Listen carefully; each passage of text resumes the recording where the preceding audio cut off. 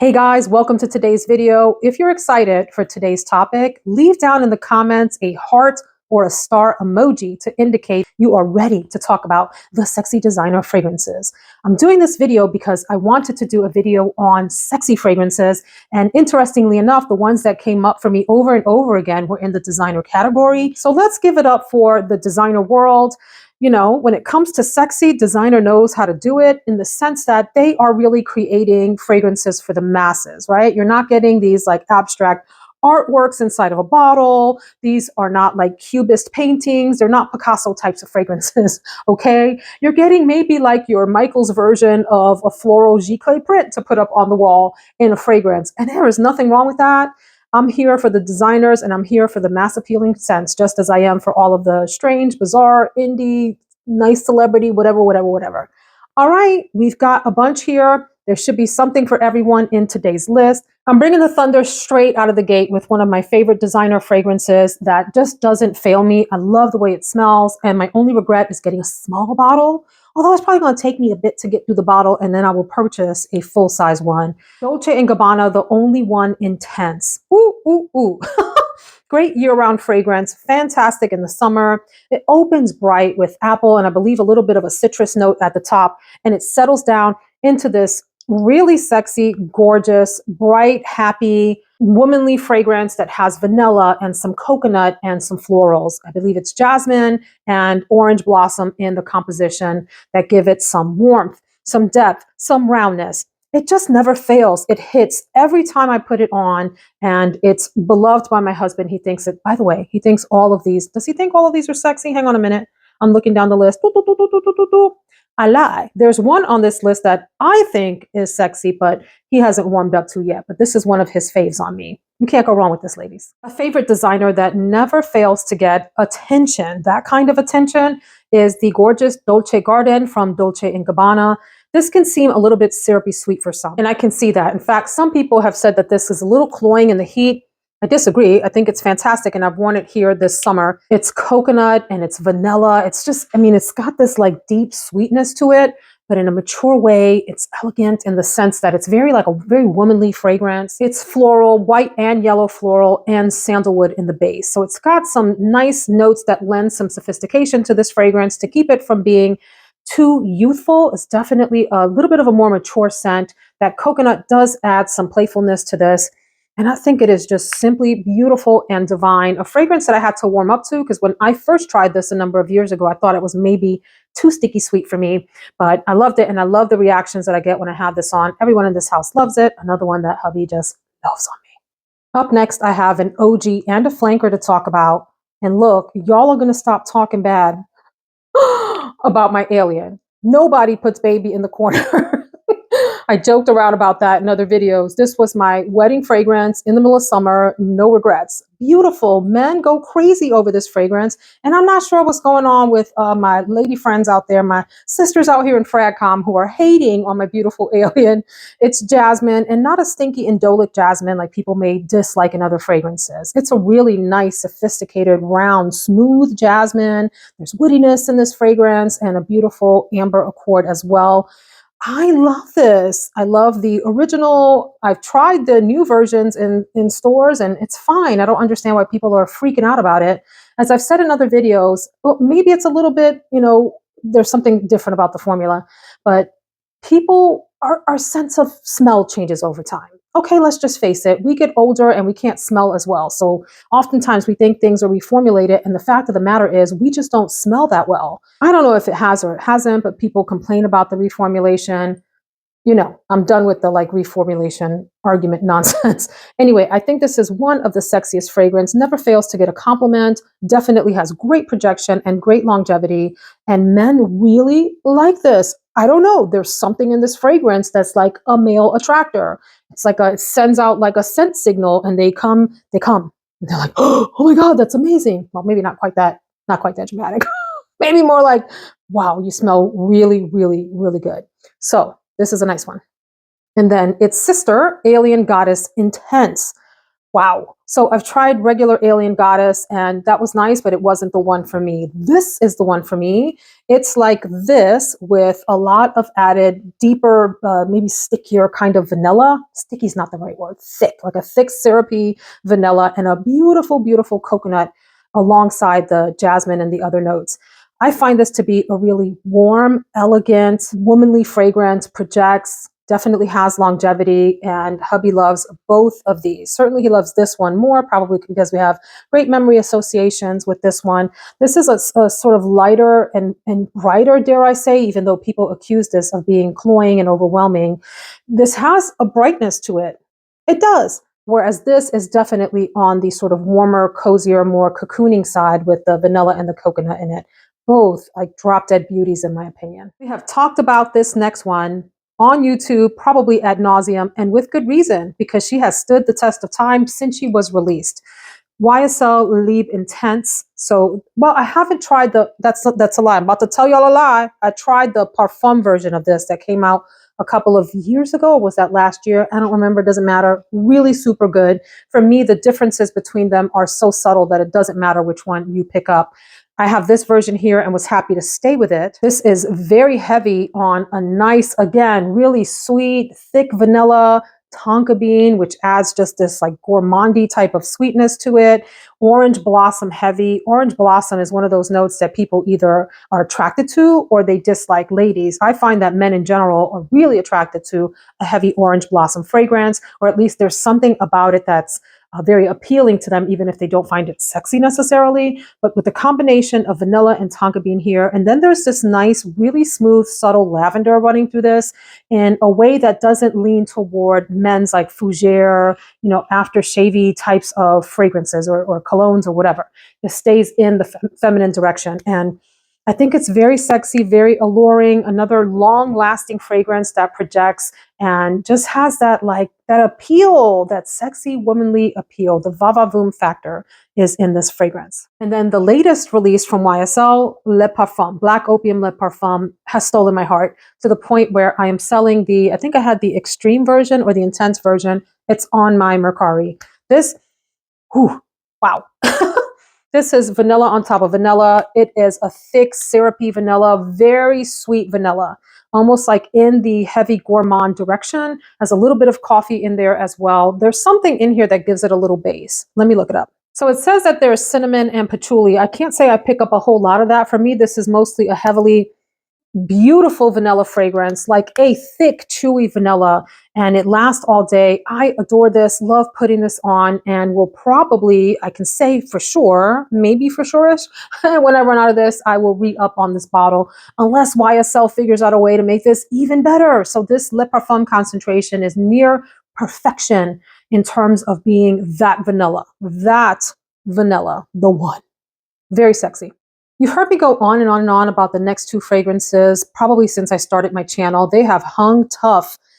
Y'all, let me just say, literally hundreds upon hundreds of fragrances have come into this house and out, and I've sampled many, many, many, many fragrances, probably upward of 1,000 fragrances on top of the collection that I actually have. So for me to say that these two have stood the test of time, that's saying a lot. Or maybe it's just saying that I'm crazy, or maybe I'm just overly loyal to these two. You decide. But Amarige from Givenchy is that beautiful lady. She was intimidating when she first came out in 2000 or 2001, whenever that was, over 20 years ago. So I consider her part of my vintage family of fragrances. And it is just one of the most beautiful, sexy, come take a bite out of my neck fragrances, mixture of yellow and white florals. It has this beautiful deep woody accord, a lovely amber base to it, a sweetness. It's alluring, it's matronly, it's sexy, all at the same time. So I put this fragrance on and I feel like have my whole life together. It's long lasting, it's projecting, and also very attractive to the opposite sex, especially men that are more mature in their years. I am approaching 50. My husband turned 51 this July. Happy birthday, babe. And this is one of his faves. Freaking amazing. Another absolutely amazing fragrance that has been with me for a long time. I love you long time. Narciso from Narciso Rodriguez, the White Cube. I've heard it's getting discontinued or has been discontinued. So if you're interested, get in Google and get to that shopping tab and see who's still selling this and grab yourself a bottle of it. I don't know if it's being discontinued for a fact, so I have heard. This fragrance brings me, I mean, it stops me in my tracks when I smell it because I love it so, so much. This is the epitome of the most beautiful gardenia type of scent imaginable. And it's, well, if you smell pure gardenia, it's a very different kind of smell. So I have to say, imagine that enveloped by this cloud of really gorgeous, heavy musk.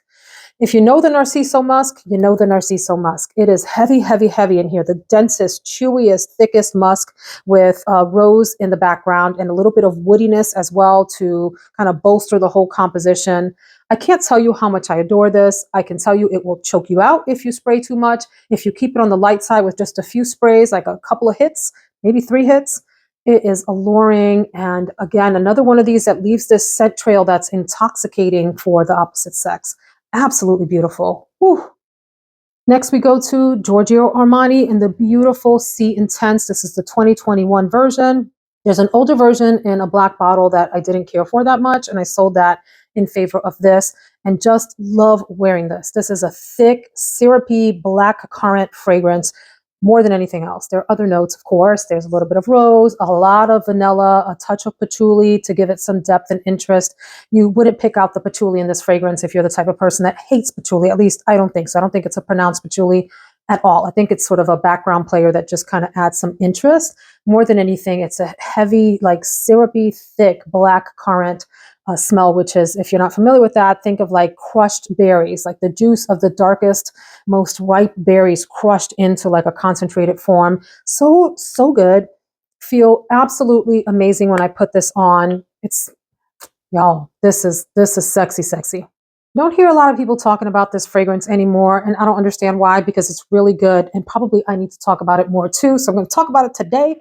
It is Flowerbomb Nectar. It has a really interesting gunpowder note, which sounds like who would want to smell like gunpowder, but it adds a little bit of mysteriousness to this fragrance in the sense that it's kind of like a smoky, metallic, really faint thing happening in the background that just makes this a little bit deeper, well, a lot deeper, I would say, than your Flowerbomb fragrance. It has some of that DNA, but this is definitely a much more grown-up version of that. Very heavy on the vanilla, very heavy on this sweet tonka bean, has some other florals, has an amber accord, has a little hint of patchouli as it dries down. This is mega sexy of a fragrance. If you haven't tried this, it's typically out in Sephora, like on the shelves. If you have one of those flagship stores next to you that has a lot of fragrances, usually this is sitting out with Flowerbomb. So check it out if you haven't yet, but it's really great. And you can find this on discounter sites. I think it's on Joma Shop. I have a link below, an affiliate link for Joma Shop. If you care to shop through that, you can check this out there. In fact, I think most of the fragrances that I've mentioned in this video today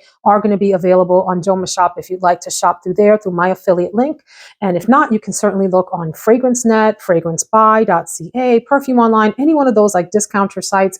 And of course, a lot of these are still available on retailers like Macy's and Dillard's and Neiman Marcus and all of those types of places.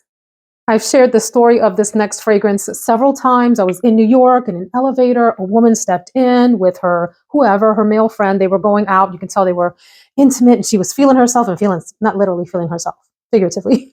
And she was feeling super sexy, you could tell. Very well put together. And I just remember thinking, whew, she smells very, very good. And I have to know what it is. I'm actually a really introverted person. I know it doesn't seem like that because I do these videos, but I am fairly shy in public. Once I get to know you, we're good. Anyway, I was like, I gotta ask her, but I kept seeing the numbers on the elevator tick down and running out of time. I finally got the nerve up to ask her, and she was like, it's a new one, the new like Lancome or something like that. She didn't know what it was called, and I had to go look it up. It was Oui La Vie Est Belle, La Vie Est Belle. Do you like La Vie Est Belle? People love it or hate it. You know, you got people out here calling fragrances basic and boring. Stop that, you guys. It's so aggravating. It's beautiful. It smells like La Vie Est Belle, and it has this amped up, real like pronounced sweetness, a raspberry note at the top and through the mid, a lovely rose and a lovely iris together. It's just a really fantastic, sexy fragrance. I call this my Jessica Rabbit fragrance because it reminds me of that woman in the elevator living her best life. She was about to go out on a night on the town with her guy. I'm making up a story about where they were going. They were out to have a romantic dinner on the town in New York City. Beautiful, beautiful, beautiful. And don't let people tell you otherwise. There's some folks out here hating on my girl. Another fragrance that people seem to have forgotten about as some of the newer, shinier pennies are coming on the market, and we don't hear about her as often, but she definitely is still really fantastic, really sexy, really grown up. Libre Intense Eau de Parfum. This is a absolutely gorgeous fragrance. You get a lot of the Mugler EDT and maybe the EDP. I haven't tried the EDP in a while, but I do have the EDT, and there's a lot of that in here. Imagine that fragrance amped up on the sweeter notes. A lot of vanilla, a lot of tonka bean, pronounced lavender in here, a very sort of sweet lavender, an iris note. There's a little bit of rose. It's a very mature fragrance in my mind, and it smells absolutely fabulous. This is sexy but composed, whereas like some of the fragrances are sexy and carnal. This is sexy and put together. Like you're gonna have to work a little bit harder to get this lady's attention maybe than some other ladies. This one's a little tiny bit standoffish, but she knows she's sexy. Really beautiful. Don't forget about this one if you have it in your collection, you all. Very nice fragrance. And who can deny that the next fragrance is maybe the queen of sexy designer fragrances? Well, I guess we could have a little bit of an argument about who's sitting in the queen category with the crown on. Dior Addict. Give it up for this one that's been thumping around here, turning heads, making people crazy, having boys chase girls for a long time. Maybe girls chase girls or boys chase boys, or I don't care who's chasing who. This is sexy. And I've joked around in other videos about people saying that I smell rich when I wear this fragrance. I mean, people have literally told me that, chased me down to say, you smell expensive. It is divine. It's such a heavy, thick vanilla, like an intoxicating, mesmerizing, deep vanilla with a little bit of greenness to it, just like a hint of green and some jasmine in the background and some other floral and fruity notes that are really faint in the distance. More than anything, this is a heavy vanilla and tonka bean too. So it's got like this super sexy sweetness to it, amped up and made interesting and intriguing with a little bit of greenness and a little bit of florals. Absolute bomb of a fragrance, still kicking around here. Yes, has been reformulated, but yes, still magnificent. New this year, hyped up and with good reason, and people either love this or hate it because it does have a lot of jasmine in it. It's Valentino's Donna born in Roma. Along with the jasmine though, it's mostly a heavy vanillic. Another vanilla seems to be like a theme in this video. Another heavy vanilla, ambery fragrance. It's very warm and enveloping, and another intoxicating, alluring smell. A very grown-up version of Donna born in Roma, which is like an everyday vanilla jasmine type of a and woody fragrance. That one. This one is amped up with this like super dose in my mind of vanilla and an amber accord that just really bring this fragrance to life in a different way and make it an amped up, sexier version of Donna born in Roma. Fabulous. Love the ombre bottle. Chef's kiss. I have two more and then I'll end with an honorable mention. Cool? Stick around. Have you gotten acquainted with Paco Rabanne Pure Excess? Yes, I know people freak out about the snake on here. They hate it. I think it's actually kind of a cool bottle design. What this fragrance is known the most for is this popcorn note, which sometimes I get and oftentimes I don't. For me, this is mostly a vanilla fragrance with a little bit of coconut. There's some florals, a yellow floral note in here. I think it's a ylang-ylang, and a little bit of muskiness, a little bit of orange blossom. It's kind of like a little bit of everything, but it's an alluring fragrance, one that I think is a very interesting and intriguing one because it's outside of some of the other fragrances that you've smelled. And maybe it is that popcorn note that does it in this fragrance, in the sense that there's almost like this grainy, bready undertone to this that if you didn't know to smell for it, you wouldn't be sure what you were smelling. And so maybe that's that popcorn fantasy note that's in here. I don't know, but it's definitely a creamy, alluring, very sexy fragrance that I think is worth checking out. And I really do like the gaudiness of the bottle. Like, I'm here for this.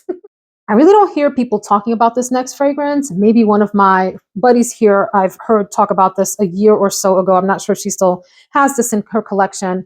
It's Jasmin Noir from Bvlgari. I'm trying to shine it up because I got all my fingerprints on this beautiful fragrance. I really do like the Bvlgari shaped bottles that are like this. I think they're very elegant. I believe this is an original formulation of the bottle. I really admit I have not taken the time to look up the batch code. It does not have any of the other writing on the bottle that the newer ones do. So I don't know, and it really just doesn't matter. This is so, so good as a jasmine and magnolia and almond fragrance. Almond. I said that all weird. Almond. Almond, almond. How do you say it? Do you say almond or do you say almond? Or do you just skip the consonants altogether and just say almond? Almond. I think that's just regional, right? Depending on where you are. This is just one of the most alluring, sexy fragrances. Very nighttime appropriate. You can wear it whenever. Okay. But nighttime date, there's something really sort of sultry and deep and sexy about this. It definitely has a strong almond accord that is accompanied by that sweet, sultry, gourmandy, tonka bean type of smell that just makes this almost an edible jasmine fragrance, jasmine and magnolia fragrance. This is super good, super good. It's a bit fleeting in the sense that you might get like a half a day's wear out of it, maybe 6-7 hours, depending on your personal moisturizing routine and conditions, friends. But this smells as the bottle looks, well, maybe not, because I think people would look at this and think of dark notes like leather and woody notes and patchouli, and there's none of that. This is a very much softer, very feminine, almost gourmand leaning floral with the almond and the tonka bean in it. There's supposed to be a licorice note. I can't say that I pick up any licorice in this. It's mostly just a soft jasmine with that other floral and almond. Beautiful fragrance, very alluring, very sort of like a nostalgic feel. You smell this and just, it stops you in your tracks and makes you think of lots of things. Does anybody have this? Let me know your thoughts in the comments. And then a fragrance that I ran across when I was at Blue Mercury. I'm so excited that I have a Blue Mercury store just down the road from me. And if you haven't heard, I live in the Richmond, Virginia area, and there just aren't a lot of places to go sample fragrances that aren't outside of like the normal designer fragrances, which there's nothing wrong with that. But on occasion, I want something a little different. And this is considered designer, but you don't really see this anywhere. But Blue Mercury carries it. And I sniffed it in store and I was like, ooh, we got to play around a little bit. So I got a travel spray of Trish McEvoy X. Let me know if you have tried this in the comments. I am really toying with getting a full bottle of this. This is, for me, a very, very potent fragrance. I can't decide if I think it's super sexy or if I just think it's like elegant and warm and inviting for winter or some combination of both. So today I'm going to talk about this as though it's a very sexy fragrance because I do find it intriguing, mysterious, a little bit like a gothic sexy fragrance. I did look up the notes because I'm less familiar with this fragrance than I am with the others. So I wanted to share with you what's in here. Saffron, rose, cinnamon, and sandalwood. I mean, that alone is heaven. Saffron with cinnamon and sandalwood. Sign me up for that. An amber accord, myrrh, and rose. A little patchouli. So lots of sort of heavy hitter types of notes here. And I find it really warm, intriguing, and sexy. Maybe a little bit much for summertime, but definitely one that I could see getting a full bottle of in preparation for fall and for winter and just rocking this. Unisex with a slight feminine feel from the florals that are in it. And that amber accord, I think, just lends this real softness to this, real soft sweetness to this. But this is fabulous. Now, when you first try this on the opening, it's a little much. Like right when it opens, you're like, oh, what did I get myself into? It's like almost like a temporary almost rotting wood, almost, not quite there, but that goes away like in seconds and it starts to mellow and calm down and really evolve as a fragrance. And within 5 to 10 minutes, you have this powerhouse of a fragrance that is all of that I said. Fabulous, like woody, spicy from the cinnamon, has that saffron, that rose, amber. It's magnificent. So let me know if you've tried this.